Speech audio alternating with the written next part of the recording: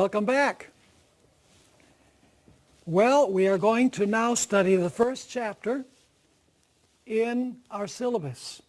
And we began in our last session just briefly, but now we want to review what we did in the last part of the last presentation and then move through this chapter.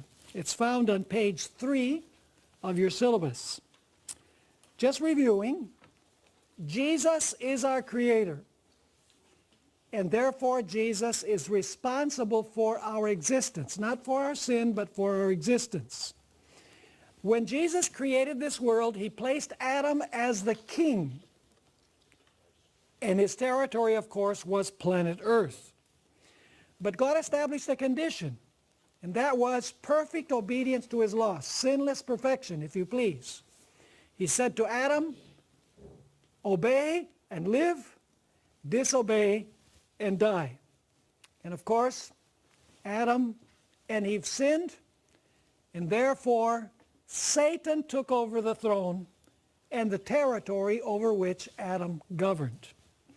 Therefore, the human race needed a redeemer, someone who would pay the price to buy us back from slavery, who could pay the price to recover our lost possession.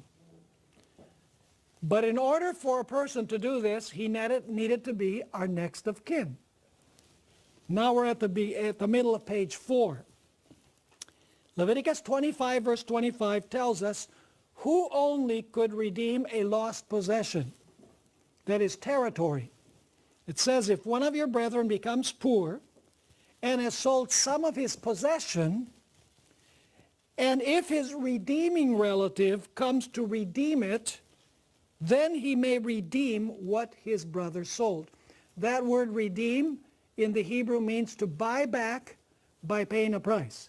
In other words, you pay a price and you buy back what was sold. All human beings actually sold their possession because we all sinned after Adam sinned, and therefore only a next of kin can recover the lost possession.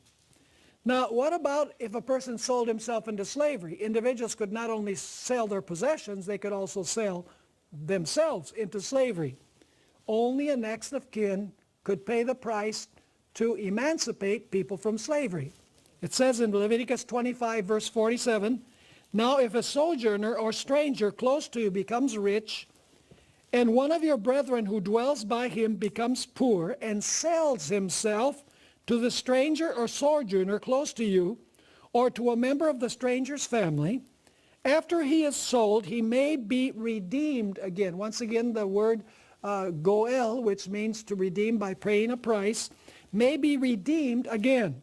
One of his brothers may redeem him, or his uncle, or his uncle's son may redeem him, or anyone who is near of kin to him in his family may redeem him, or if he is able, he may redeem himself. Well, that's a hypothetical statement, because if he sold himself into slavery, he couldn't very well redeem himself. So in order for an individual to redeem the lost possession, and redeemed people who had sold themselves into slavery needed to be a close relative or a next of kin. Within the human race, there was no one who could redeem the lost possession and could redeem the human race from slavery, because all became slaves.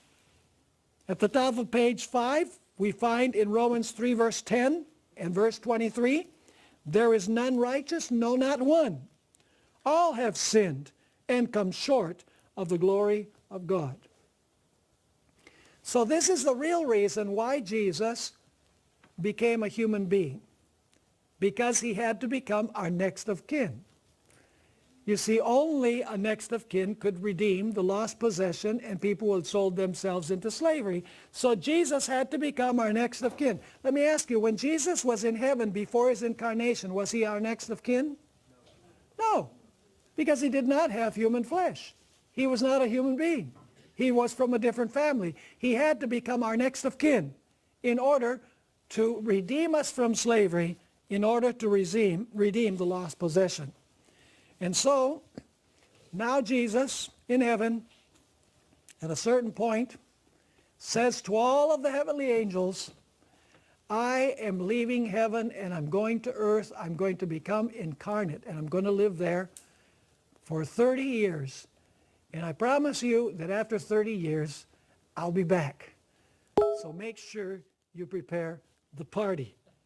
And so it says in John 1 verse 14, and the Word became flesh. In other words, our next of kin, and dwelt among us.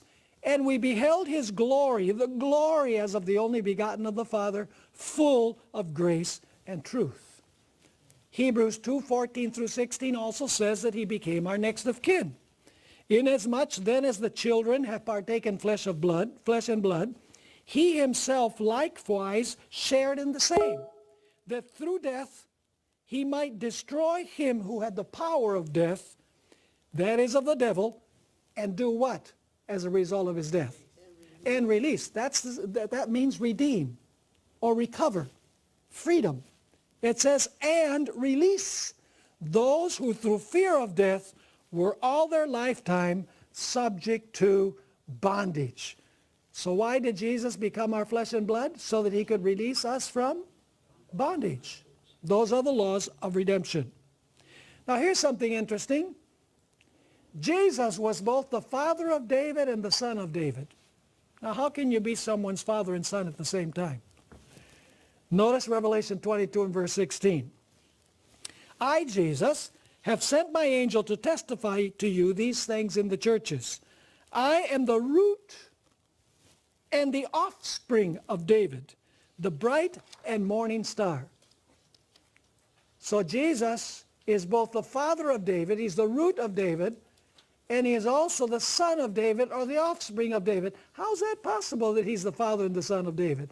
Well, he's the father of David as the creator, but he's the son of David because he became our next of kin from the lineage of David. The same is true with Abraham. Jesus is the father of Abraham and the son of Abraham. You say, really? Well, Matthew 1 verse 1, top of page 6, the book of the genealogy of Jesus Christ, the son of David, the son of Abraham. But then Jesus in John 8 verse 58 says, verily, verily, I say unto you, before Abraham was, I am. So Jesus is the son of Abraham because he's a man, and he's the father of Abraham because he was the creator of Abraham. So Jesus had to become our next of kin in order to redeem the lost possession and in order to redeem us from the slavery that we sold ourselves into. Now, in the next section, the twofold mission of Jesus, Jesus came to this world for two main reasons. The sanctuary begins in the camp where sinners live, because Jesus lived for 30 years before he died. So his life is just as important as his death. Jesus had to live a perfect, sinless life in our camp to weave a robe of righteousness. Every act of obedience of Jesus became a thread in the robe. And when Jesus said on the cross, it is finished, he added the last thread to the robe of righteousness. He had a perfect life of righteousness that he could impute and impart to us. After living his sinless life, he had to die to pay the penalty for sin. Only he who created all could offer to take the place of all. Jesus is responsible for our existence, but not for our sin. So these two functions of Jesus, his perfect life, perfect robe of righteousness that he wove, and his death is presented in Exodus 12, 5, and 6, for example. Speaking about the Passover lamb, it says, your lamb shall be without blemish. That represents the perfect life of Jesus. It's before the lamb is slain. It has to be a lamb with no blemish. A male of the first year. You may take it from the sheep or from the goats. Now you shall keep it until the 14th day of the same month. And now comes the second function of the Passover lamb. Not only without blemish, that's the perfect life of Jesus. It says, then the whole assembly of the congregation of Israel shall what? Shall kill it at twilight. Two functions. A perfect lamb, unblemished, and then the unblemished lamb is slain. Jesus lived a perfect life, wove a robe of righteousness, and then he paid for sin. 1 Peter 1, 18 to 20 presents these two functions of Jesus.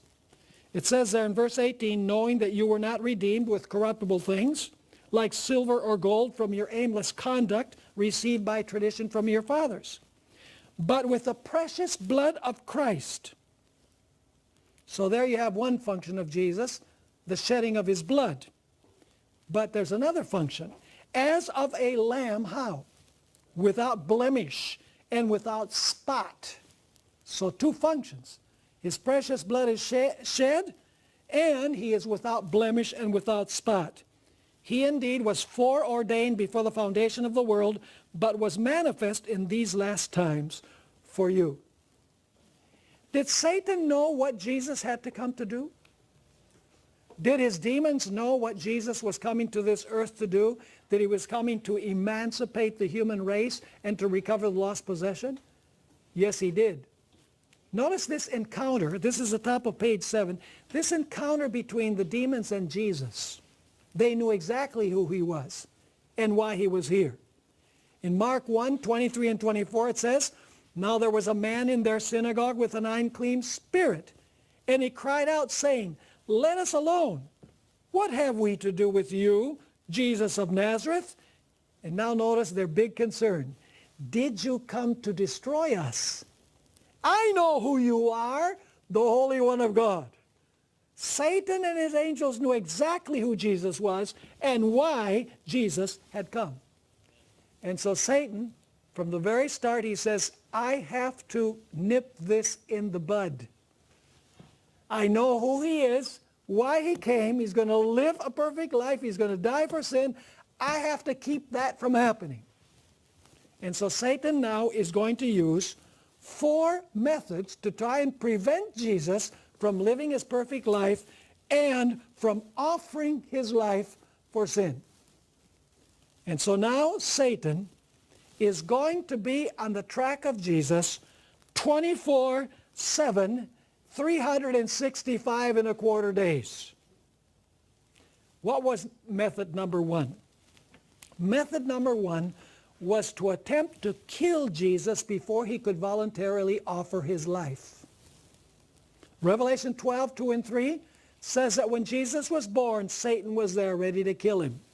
I read, and another sign appeared in heaven. Behold, a great fiery red dragon, having 7 heads and 10 horns, and 7 diadems on his heads. His tail drew 1/3 of the stars of heaven and threw them to the earth. And the dragon stood before the woman who was ready to give birth, to devour her child as soon as he was born. So Satan says, I'll kill him when he's born. That way he can't offer his life voluntarily to pay for the sin of sinners. Satan also tried to drown Jesus in a tempest. Matthew chapter 8 and verse 24, he knew Jesus was sleeping in the boat. This was a storm out of season. Ellen White describes it as a massive storm, such as never had been seen before. It says, and suddenly a great tempest arose on the sea, so that the boat was covered with waves, but he was asleep. And of course, Jesus calmed the storm. Also, a mob tried to push Jesus over a cliff. And Ellen White explicitly says that Satan was in that mob. And there were actually angels disguised as human beings, encouraging the people to throw Jesus over the cliff. It says there in chapter 4, verse 28 of Luke, so all those in the synagogue, when they heard these things, some politically incorrect statements that Jesus made, were filled with wrath and rose up and thrust him out of the city.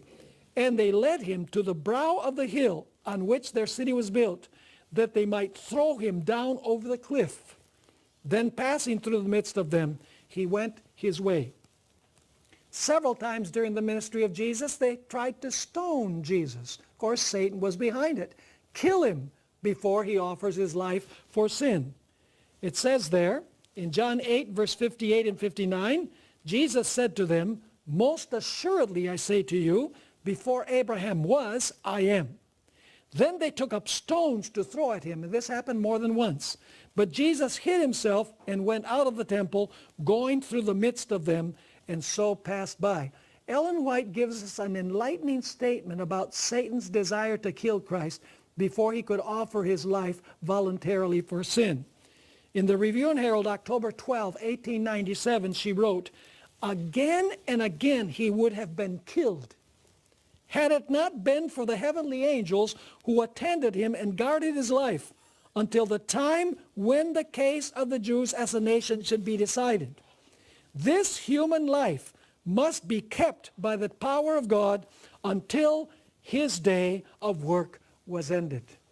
So he was protected by God till the moment when he could offer his life as a sacrifice for sin. So his first method was to try and kill Jesus before Jesus could offer his life voluntarily.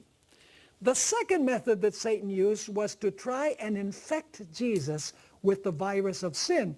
Because if Jesus became a sinner, he would also need someone to redeem him from slavery and to recover the lost possession.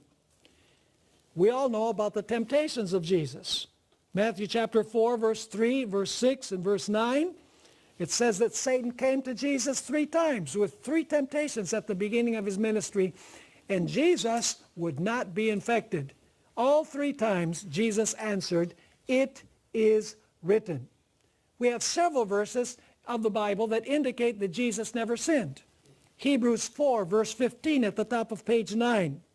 "For we do not have a high priest who cannot sympathize with our weaknesses, but was in all points tempted as we are, yet without sin." So Jesus was tempted in all things as we are, yet Jesus never sinned. Jesus did not become a slave. Jesus did not lose his possession. Hebrews 7:26 emphasizes the sinlessness of Christ as well. "For such a high priest was fitting for us, who is holy, harmless, undefiled, separate from sinners, and has become higher than the heavens." So once again, holy, harmless, undefiled, and separate from sinners. Jesus never sinned. In John 8:46, Jesus challenged those who were listening to him. "Which of you convicts me of sin?" And of course the answer is no one. 1 John chapter 3 and verse 5 once again underlines the sinlessness of Christ. It says, "And you know that he was manifested to take away our sins, and in him there is no sin." 1 Peter chapter 2 verses 21 and 22. "For to this you were called, because Christ also suffered for us, leaving us an example that you should follow in his steps, who committed no sin, nor was deceit found in his life," or in his mouth. So was Satan successful with his second method, to infect Jesus with the virus of sin? No, Jesus had to weave a perfect robe of righteousness. And once again, every act of obedience was a thread that he added to the robe. And when Jesus cried out on the cross, "It is finished," the robe was complete and available for every single human being on planet Earth. But the devil used a third method. And that third method was to give Jesus an easier way to get the kingdom of the world back. Matthew chapter 4, verses 8 and 9 speaks about the encounter of Jesus with the devil on the Mount of Temptation, the third temptation. See, the devil is going to offer Jesus an easier way of getting the kingdom back. It says there, again, "The devil took him up on an exceedingly high mountain and showed him all the kingdoms of the world and their glory. And he said to him, 'All these things I will give you if you will fall down and worship me.'" In other words, he was saying to Jesus, you actually think you have to be here, and they mistreat you, and you speak words to them, and they reject you, and you think you have to go to Gethsemane and bear the sins of the world upon yourself, and you're going to be beaten, and you're going to suffer. He says, no! There's an easier way. I'll give you all the kingdom back as long as you just bow down and worship me just for a second. He was offering Jesus an easier way of recovering what was lost. But the devil used this method of giving Jesus an easier way several times during his ministry. In John chapter 6 and verse 15, we find Jesus had already fed 5,000 people with 5 loaves and 2 fishes. And so now the multitude, instigated by Judas Iscariot, I might say, tries to take Jesus by force to make him a king. In other words, Satan is saying, don't go to the cross. There's a plan B. There's a much easier plan, a better plan for you. And so it says in John 6, verse 15, therefore when Jesus perceived that they were about to come and take him by force to make him king, he departed again to the mountain by himself alone. He said, I have to go to the cross to recover that which was lost, to emancipate the human race, and to recover the kingdom. I'm not going to take over the throne now because that would defeat the purpose. Satan even used Peter to try and distract Christ from going to the cross. In Matthew chapter 16, verses 22 and 23, it says, then Peter took him aside and began to rebuke him because Jesus has just said, I got to go to Jerusalem. I'm going to be mistreated. I'm going to die and resurrect the third day. And Peter is indignant because Peter thinks that the Messiah is going to sit on the throne in Jerusalem. He's going to proclaim himself king and rule the world. Then Peter took him aside and began to rebuke him, saying, far be it from you, Lord, this shall not happen to you. However, he turned and said to Peter, get behind me, Satan. Who was using Peter as an instrument? Satan. What was Satan trying to do? To distract Jesus from going to the cross. You are an offense to me, for you are not mindful of the things of God, but of the things of men. Even on the Mount of Transfiguration, after Jesus is transfigured by his Father, as he will appear at his second coming, after Moses and Elijah have come to speak with Jesus, Peter still didn't get it. Because Jesus at that point was on his way to Jerusalem with the disciples. He said, I'm going to Jerusalem, I'm going to suffer, and I'm going to die. And so Peter now makes an interesting suggestion to Jesus. He still didn't get it. Matthew 17, verse 4, then Peter answered and said to Jesus, Lord, it is good for us to be here. Not Jerusalem, here. If you wish, let us make here 3 tabernacles, one for you, one for Moses, and one for Elijah. Let's stay on the mountain. Let's not go back to the valley. Satan even uses good things to try and produce a bad result. You remember some Greeks came to Jesus and they wanted an interview with Jesus? They said, we would see Jesus. And I want you to notice John chapter 12, verses 20 and 24. Now there were certain Greeks among those who came up to worship at the feast. Then they came to Philip, who was from Bethsaida of Galilee, and asked him, saying, Sir, we wish to see Jesus. Philip came and told Andrew, and in turn Andrew and Philip told Jesus. But Jesus answered them, saying, the hour has come that the Son of Man should be glorified. Most assuredly I say unto you, unless a grain of wheat falls into the ground and dies, it remains alone. But if it dies, it produces much grain. You know, you read Ellen White's comments about this. The purpose of Satan was to distract Jesus from going to the cross because these Greeks wanted Jesus to go preach the gospel in Greece. And Jesus is saying, listen, the time has not come for me to preach the gospel in Greece and perform miracles in Greece. The time has come for me to die. Because if I don't die, the seed remains alone. But if I die and am buried, it will produce much fruit. In other words, I will have many children redeemed as a result. And of course, Jesus was speaking about his death. In verses 31 to 33, it says, now is the judgment of this world. Now the ruler of this world will be what? Cast out. What was going to cast out the ruler of this world? Was it Jesus taking over the throne in Jerusalem that was going to cast him out? No. What did Jesus have to do? Verse 32. And I, if I am lifted up from the earth, will draw all peoples to myself. This he said, signifying by what death he would die. And you know, there are statements in the New Testament where it says that Jesus put his face towards Jerusalem in the last journey. In other words, he would not be distracted from going to the cross, because he knew that only paying the price on the cross could recover freedom for the slaves and a recovery of the possession that had been lost. Satan even used Judas to try and distract Jesus from going to the cross. In fact, you know, Judas did not betray Jesus because he wanted Jesus to be killed. You're aware of that, right? Because if that was his intention, when they took Jesus and he was suffering everything, he would have been happy.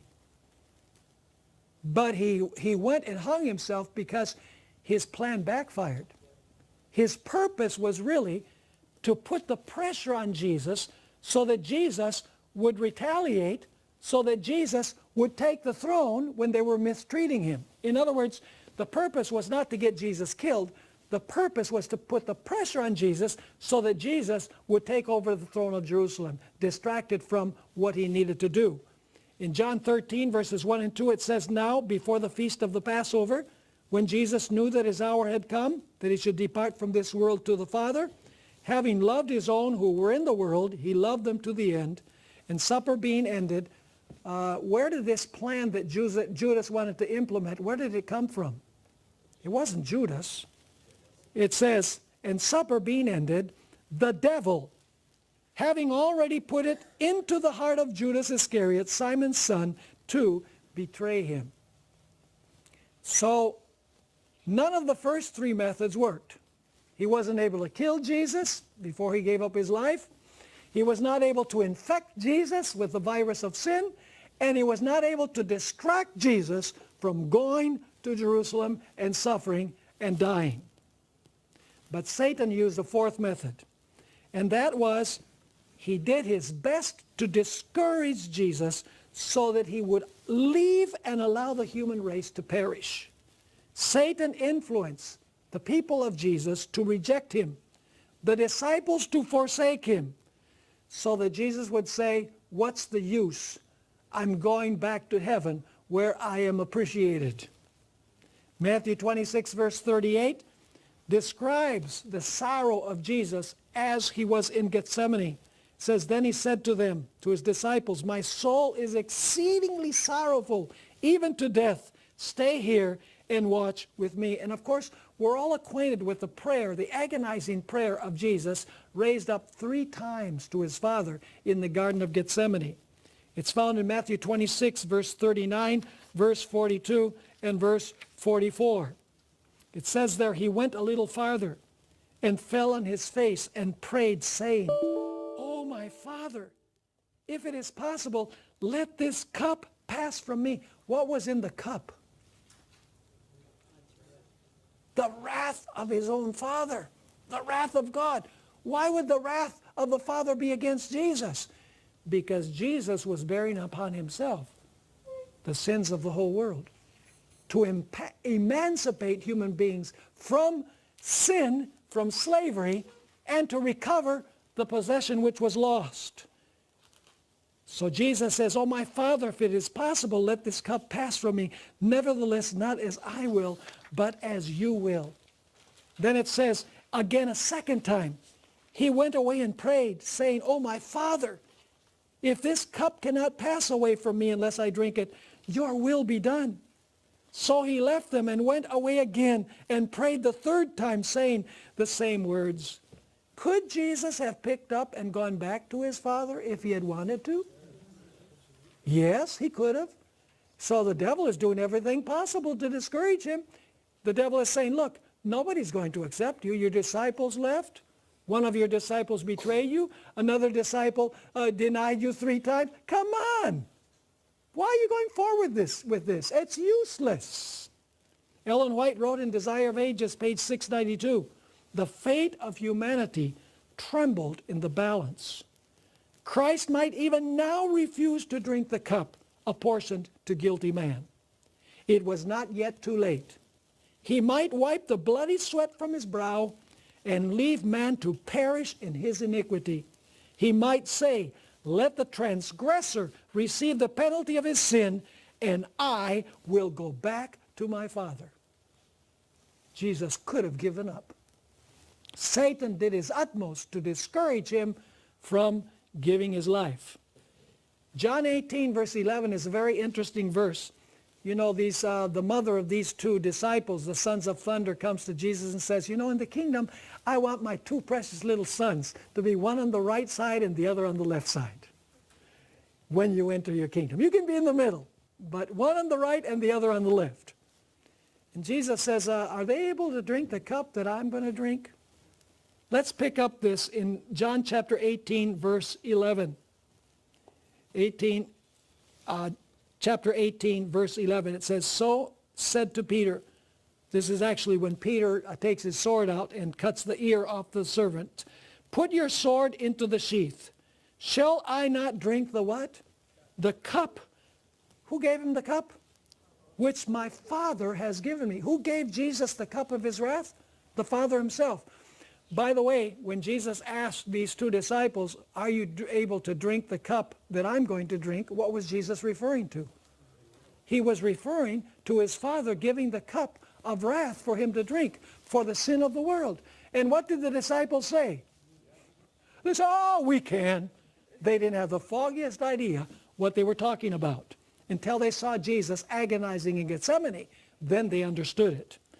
Now, let's notice Desire of Ages, page 753. Satan, with his fierce temptations, wrung the heart of Jesus. The Savior could not see through the portals of the tomb. Hope did not present to him his coming forth from the grave a conqueror, or tell him of his Father's acceptance of the sacrifice. He feared that sin was so offensive to God that their separation was to be eternal. Christ felt the anguish which the sinner will feel when mercy shall no longer plead for the guilty race. It was the sense of sin bringing the Father's wrath upon him as man's substitute that made the cup he drank so bitter and broke the heart of the Son of God. So what was Satan trying to do? He was trying to discourage Jesus from going forward and saying, what's the use? Pick up and leave. Hebrews 5 verse 7 describes the agony of Jesus, the torture that Satan is inflicting on Christ. It says there, who in the days of his flesh, when he had offered up, listen to the intensity of this, when he had offered up prayers and supplications with vehement cries and tears to him who was able to save him from death, and was heard because of his godly fear. Can you feel the intensity as you read that verse? It's describing the agony of Jesus in Gethsemane. In fact, his agony was so great that Luke 22 verse 44 states, and being in agony, he prayed more earnestly. Then his sweat became like great drops of blood falling down to the ground. How much agony must you have in order to sweat blood instead of sweating water? I mean, his agony was fierce. Who do you suppose influenced the disciples to forsake Jesus? Of course, Satan. Why would he do that? Because he wanted to discourage Jesus. Not even the guys that were with you for 3.5 years, they're gone. If you can't save them, who are you going to be able to save? It says in Matthew 26:56, then all the disciples forsook him and fled. In fact, Satan influences Peter to deny Jesus 3 times. Even one of your precious disciples is denying you. It says there in Matthew chapter 26 and verses 73 and 74, and Peter remembered the word of Jesus who had said to him, before the rooster crows, you will deny me 3 times. So he went out and what? He went out and wept bitterly. By the way, do you know who was using Peter as an instrument there? Let's read Luke 22, 31 and 32. This is before Peter actually denied Jesus, before Jesus went to his passion. It says, and the Lord said, Simon, Simon, indeed Satan has asked for you, that he may sift you as wheat. But I have prayed for you, that your faith should not fail. And when you have returned to me, returned means when you have been converted, strengthen your brethren. And of course, Jesus reinstated Peter 3 times after his resurrection. Peter, do you love me? Peter, do you love me? Peter, do you love me? He denied him 3 times. Jesus reinstates him 3 times, saying, your sin is forgiven. So Satan is doing his utmost to discourage Jesus so that Jesus will leave. He led the mob to beat Jesus mercilessly.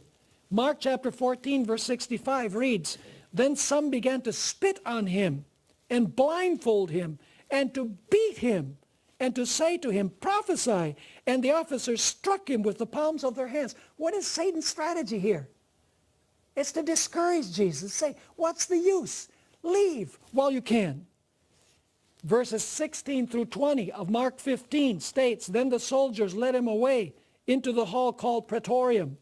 And they called together the whole garrison. And they clothed him with purple. And they twisted a crown of thorns, put it on his head, and began to salute him, hail, King of the Jews. Then they struck him on the head with a reed and spat on him. And bowing the knee, they worshipped him. And when they had mocked him, they took the purple off him, put his own clothes on him, and led him away to be crucified. In fact, do you know that even while Jesus hung on the cross, Satan influenced the multitude to try and entice Jesus to come down from the cross? Notice Matthew 27, verses 41 to 43. Likewise, the chief priests also, mocking with the scribes and elders, said, he saved others. Himself he cannot save. If he is the king of Israel, let him now what? Come down. Prove that you are the king of Israel. And of course, Jesus is hearing that. What is Satan doing? He's daring Jesus to come down from the cross. And so it says, if he is king of Israel, let him now come down from the cross, and we will believe him.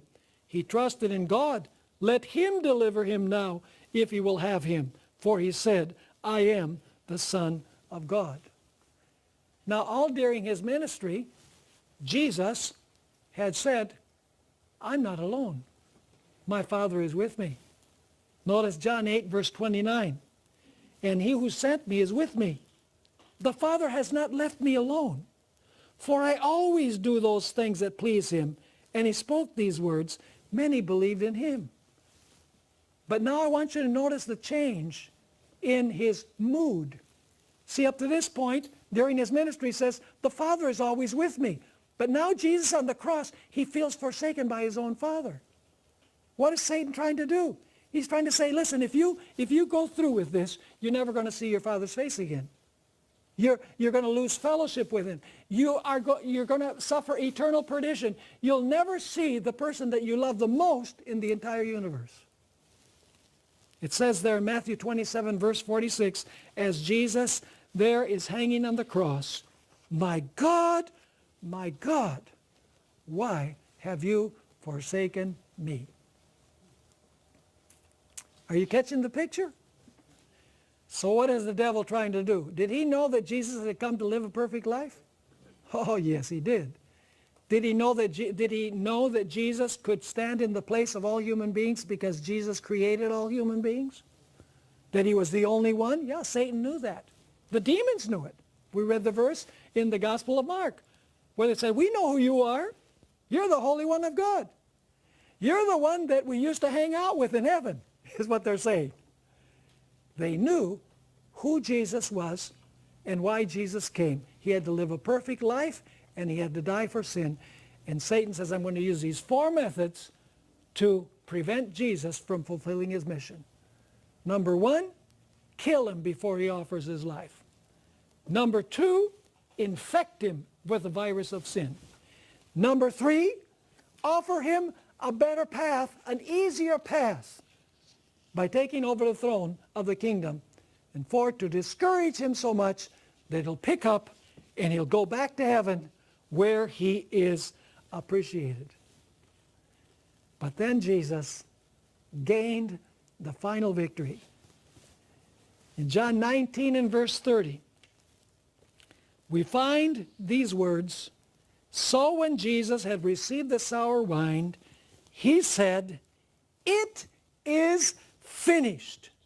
And bowing his head, he gave up his spirit. What did Jesus mean when he said, it is finished? What was finished?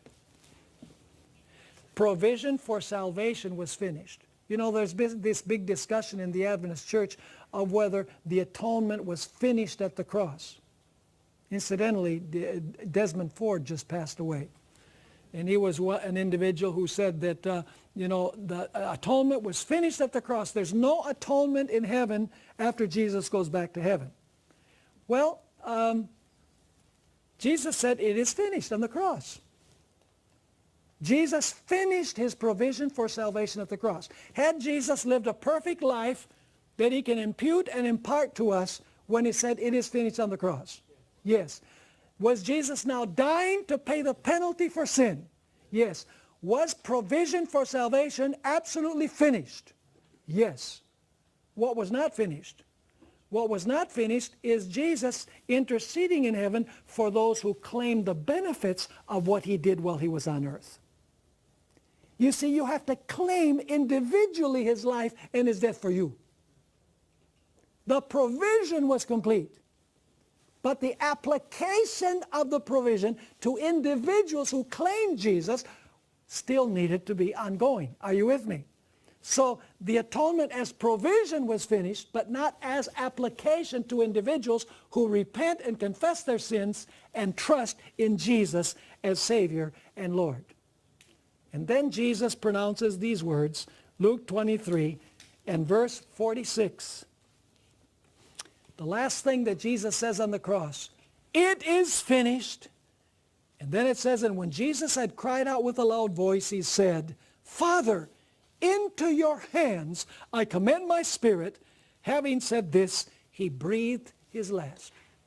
What did Jesus mean when he said, into your hands I commend my spirit? What Jesus is saying is, Father, I commend my life into your hands because you have promised that if I am faithful to you, you will call me forth from the grave and resurrect me from the dead. That's what he's saying. You say, where do you get that from? Well, let's read this statement from Youth's Instructor, May 2, 1901. He who died for the sins of the world was to remain in the tomb for the allotted time. He was in that stony prison house as a prisoner of divine justice. And he was responsible to whom? To the judge of the universe. That is the individual he says, Father, into your hands I commend my spirit. He was bearing the sins of the world. Now listen carefully. He was bearing the sins of the world, and his Father only could release him. Jesus was in the tomb, a prisoner of divine justice. Only his Father could call him forth. That's why Jesus says, Father, into your hands I commend my spirit. Say, I'm commending my life into your hands because you've promised that if I was faithful, if I live a perfect life, and if I die for sin, you promise that you will call me forth from the grave. I'm committing my life into your hands. Did Satan know that Jesus had predicted that he was going to resurrect? Oh, of course he did. Why do you suppose he had this Roman guard put at the entrance to the tomb? Why do you suppose he had this huge stone rolled in front, as if a little pebble of a stone could keep Jesus in the tomb? He should have known better, because he knew what the power of Jesus was like. In fact, there were demons present there at the entrance to the tomb, according to the spirit of prophecy. He knew that Jesus had predicted that he was going to resurrect. So very early on the first day of the week, two angels come down from heaven. One angel rolls away the stone. The other angel stands in front of the tomb. And let's read the description that Ellen White gives of this joyous event. Early Writings, page 182. Then the angel from heaven, with a voice that caused the earth to quake, cried out, Thou Son of God, thy Father calls thee. Come forth. Who called Jesus out of the tomb? Who called him out? The Father. Do you understand why Jesus said, Father, into your hands I commend my spirit?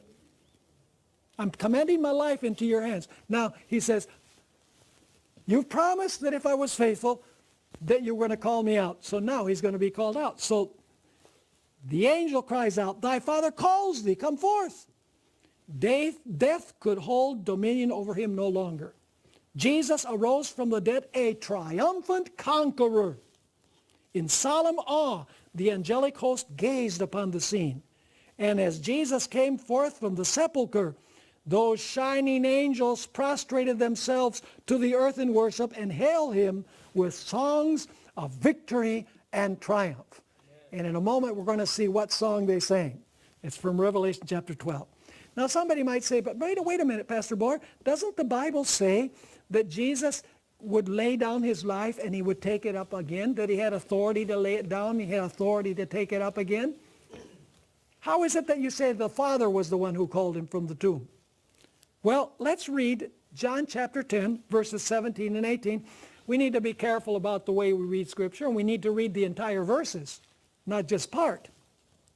It says in John chapter 10, 17 and 18, therefore my Father loves me, because I lay down my life that I may take it up again. No one takes it from me, but I lay it down of myself. I have power. That's not a very good translation. There are two words that are translated power in the King James Version and New King James. The word dunamis, where we get the word dynamite from. That's not the word here. And the word exousia, which really should be translated authority. In other words, the word that is used here is exousia. Jesus is saying, I have authority to lay it down, and I have authority to take it up again. So you say Jesus took up his life. Yes, he did. But the only reason he could take up his life, he could come out with the life that was within himself, is because his Father gave him permission to do it. How do we know that? We need to read the last part of verse 18. It says, this command I have received from my Father. So in other words, the Father calls him from the tomb, and Jesus comes out of the tomb with a life that is within himself. In fact, Ellen White says that when Jesus came forth from the tomb, he said, I am the resurrection and the life. Wow. The mighty conqueror. He had gained provision to emancipate the slaves and to recover. He recovered the lost possession. Now, something else happened at the resurrection of Jesus. There was a group that resurrected with him. And I brought this in here because when we deal with the introductory vision of Revelation 4 and 5, we're going to come to the idea that some have that the 24 elders are those who resurrected with Jesus as the first fruits that Jesus took to heaven when he ascended. And we're going to see that that is not a possibility. So it says in Matthew 27, verse 51 through verse 53, then behold, the veil of the temple was torn in two from top to bottom, and the earth quaked, and the rocks were split, and the graves were opened, and many bodies of the saints who had fallen asleep were raised. And coming out of the graves after his resurrection, they went into the holy city and appeared to many. So Jesus did not resurrect by himself. There was a group of individuals who resurrected with Jesus. And of course, Ellen White, gives us an interesting description of who composed this group. She actually says that they were martyrs from the first who lived upon the earth up till the times of Christ.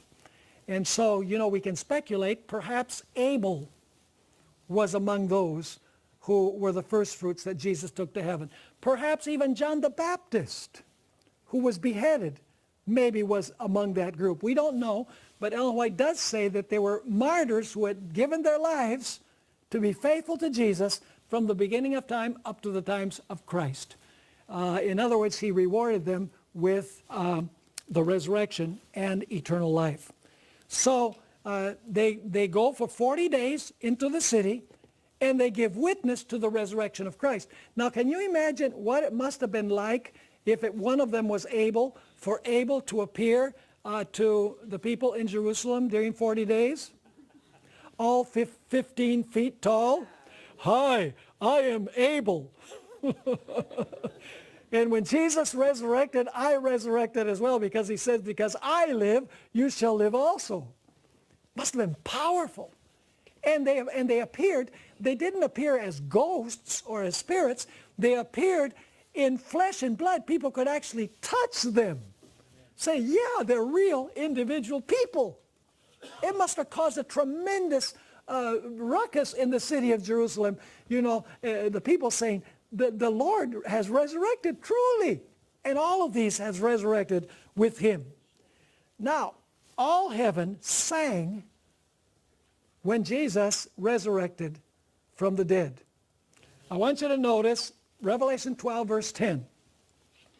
You know, usually we apply Revelation chapter 12, verses 7 through 12, to the original fall of Satan from heaven, where it says, you know, there that the devil and Satan was cast out with his angels. We say, well, that applies to the original casting out. No, obviously it hints at the idea that Satan and his angels were originally cast out from heaven. But in context, that passage in Revelation 12 is talking about the victory of Jesus on the cross over Satan. We're not going to get into that right now. I've dealt with that in other presentations. But Revelation chapter 12, verse 10 is the verse that was sung, we're going to see in a moment, when Jesus came forth from the grave, when Jesus resurrected from the dead. It says there in Revelation 12, verse 10, "Then I heard a loud voice saying in heaven, now salvation and strength and the kingdom of our God and the power of his Christ have come. For the accuser of our brethren, who accused them before our God day and night, has been cast down." Now, in what sense was Satan cast down when Jesus died on the cross? There was an original, don't get me wrong, there was an original casting down. Okay? Satan and his angels were expelled from heaven. But at the cross, Satan was expelled also. Because in John chapter 12, Jesus says, the ruler of this world, now is the judgment, now the ruler of this world will be cast out. And he was speaking about his death. In what sense was Satan cast out from heaven when Jesus died? He was cast out from heaven as the representative of planet Earth. You see, who represented planet Earth up to the time that Jesus lived his perfect life and died for sin? Satan had stolen Adam's throne and Adam's territory. But when Jesus resurrects from the dead, he now has the throne and the territory is his. Is Satan going to give up the territory without a fight? No, that's why you have the conflicts in the book of Acts. Satan is saying, I know that the territory is no longer mine, but he's going to have to come and get it. And that's the struggle of the end time. Satan knows that he's going to lose his kingdom and he's going to fight for every inch. He's not just going to roll over and play dead. He's going to fight till the death. Now, how do we know that this hymn was actually sung when Jesus resurrected? In the journal, The Present Truth, February 18, 1886, we find these words. "At the death of Jesus, the earth was wrapped in profound darkness at midday. But at the resurrection, the brightness of the angels illuminates the night, and the inhabitants of heaven sing with great joy and triumph. Thou hast vanquished Satan and the powers of darkness. Thou hast swallowed up death in victory." And now notice the verse that she's going to quote. "And I heard a loud voice saying in heaven, now is come salvation and strength in the kingdom of our God, and the power is Christ. For the accuser of our brethren is cast down, which accused them before our God day and night." So Jesus gained the victory. He lived a perfect life, and he paid the penalty of sin. The heavenly beings now sing the song of victory in heaven as Jesus has resurrected. He's still on earth. So now the heavenly beings say, now we need to prepare the party. He said when he left that he was going to go down there for 30 years and he was going to come back. We got to get the throne room ready. We got to gather all of the representatives of the worlds together here because he's going to come back in 40 days. We got to prepare everything to receive back the war hero. And so Revelation chapter 4 and 5, as we're going to see in the sessions this afternoon, describes, Revelation 4 describes the preparation of the heavenly throne room for the return of the war hero, who, by the way, is returning from war with the wounds to prove it, but he's alive. And so in chapter 4, the throne room is prepared, and there present is one sitting on the throne, God the Father, and you have the 4 living creatures in the midst of the throne. You have the 24 elders that surround the throne. You have the 7 lamps of fire, which represent the fact that the Holy Spirit is present there. The whole throne room is being prepared. Jesus is not in chapter 4. The angelic hosts are not in chapter 4 because the angelic hosts have gone to the earth to pick up Jesus and bring him back. And so then in chapter 5, the war hero returns. And he's presented as the lamb as though he had been slain, but he's alive. A lamb as though it had been wounded. And now he comes and he presents himself before the Father on the throne. And Ellen White describes this encounter vividly. We're going to notice that later on. How the Father and the Son met together. And the Son says, Father, is my sacrifice on earth enough to bring all of my brothers and sisters home? And there's silence in heaven at this moment. All of the angels and the heavenly beings have ceased singing. Everything is in suspense as the Son comes close to the Father. And then suddenly the Father embraces his Son. And he says, is it enough? Those that I have given you, you can bring with you to heaven. And then the Father utters in his voice like thunder, he says, worship him, all the angels of God. And now heaven breaks out in a beautiful hymn of praise to the Lamb and to the one who is seated on the throne. So Revelation chapter 4 and 5 is simply describing the preparation of the throne room and the arrival of Jesus at the throne room at the moment of his ascension. And then in chapter 6, you have all of the events that transpire after Jesus arrives, the 7 seals, culminating with the time when God's people will sit with Jesus on his throne after they have overcome during the period of the 7 seals. Are you with me? And so basically the 7 seals describe Christian history after the victory of Jesus Christ.